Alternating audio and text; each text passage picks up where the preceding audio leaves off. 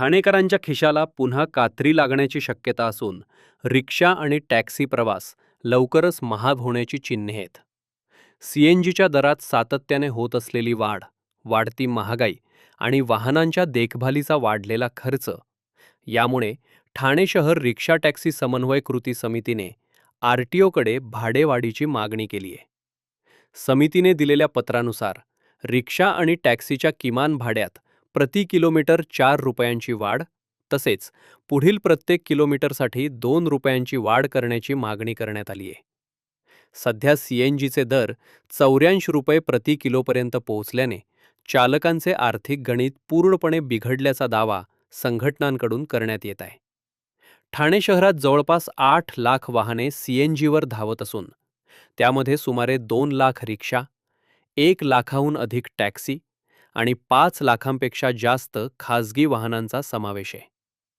वाढती महागाई, वाहनांच्या किमती दुरुस्ती आणि देखभाल खर्च, तसेच बँक कर्जाचा वाढलेला बोजा यामुळे भाडेवाढ अपरिहार्य असल्याचे युनियनचे म्हणणे आहे. हा प्रस्ताव मंजूर झाल्यास ठाणे, लोकमान्य नगर, वागळे इस्टेट आणि घोडबंदर परिसरातील रोज प्रवास करणाऱ्या नागरिकांच्या खिशाला मोठा फटका बसण्याची शक्यता आहे. खटुआ समितीच्या सूत्रानुसार तातडीने भाडेवाढ लागू करण्याची मागणी रिक्षा टॅक्सी संघटनांनी केली आहे. माझं नाव अनिल वामन चव्हाण. आम्ही कृती समितीचा मी सेक्रेटरी आहे. सूर्यमामा आमचे अध्यक्ष आहेत. तर मग आमची मागणी अशी की खटुआ समिती होती. खटुआ समितीचा निर्णय कसा आहे की दरवर्षी मीटर वाढ दिली पाहिजे, पण दरवर्षी मीटर वाढ भेटत नाही. कारण जे MMRDची मिटिंगा होतात, 2 महिने ते मिटिंग लागते, पण ते मिटिंगा लागत नाही. त्याच्यामुळे काय आता आमचा प्रॉब्लेम तयार होतो. मिटिंगसाठी आम्ही अर्ज करतो, ते अर्ज कोणी वाचत नाही. आता आम्ही अर्ज दिला की रिक्षावाल्यांचं मीटर 3 वर्षापासून मीटर वाढलेलं नाही.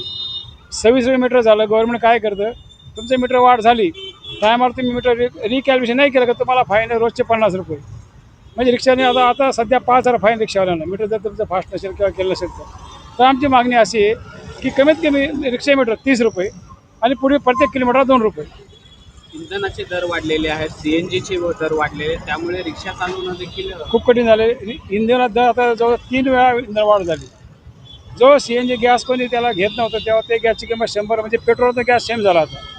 पेट्रोल 111 पर्यंत गेलं, इंधन ते 100 रुपये ना CNG. मग रिक्षावाले व्यवसाय करून ते घर कसं चालवायचं, त्यांचे पोरं शाळेत कॉलेजची फी कशी, स्पेअर पार्ट वाढलेत, रिक्षाच्या किमती वाढल्यात. जी रिक्षा पहिले 2,80,000 भेटायची ती 90 झाली, 3 लाखामध्ये रिक्षा झाली असती. जुना पुरातन व्यवसाय आजपासून नाही. तर एवढे वर्ष रिक्षा चालवतात, तर यांच्यासाठी सरकारने ही कमीत कमी दरवाढ तरी दिली पाहिजे. आज आमचा रिक्षावाला कर्जबाजारी 3 लाखाची गाडी घेतो, परत बँकेचे हप्ते असतात, परत त्यांच्या पोराचं शिक्षण असतं. त्यांना जी पाहिजे ती सुविधा त्या रिक्षावर सर्व काही, त्यांना काही कुठलं एक्स्ट्रा इन्कम नाही. सकाळी उठता इमानी इतबारे 8 वाजता 7 वाजता गाडी चालू दिवसभर, त्यांना 1,000 रुपये सुद्धा मिळत नाही. एवढी त्यांची हालत खराब आहे. आता हे आमचं शेअरिंग स्टँड आहे, इथं 15 रुपये सीट आहे. आता हे पण 20 रुपये करू, पण नंतरचा भाग आहे. पहिले मीटरचं महत्त्वाचं.